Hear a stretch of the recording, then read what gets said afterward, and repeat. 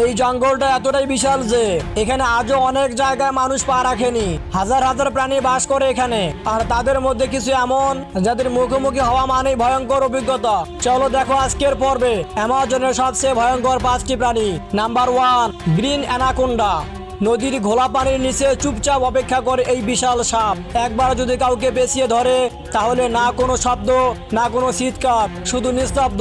পৃথিবীর সবচেয়ে বড় সাপ এটাই। Number 2, black caiman. দেখতে কুমিরের মতো কিন্তু আকারে আরো বিশাল। রাতের নদী পারে একটু শব্দ হলেই এটি ছুটে আসে, আর এক কামড়েই শিকার শেষ। অ্যামাজনের সবচেয়ে ভয়ঙ্কর মারাত্মক শিকারীদের মধ্যে অন্যতম।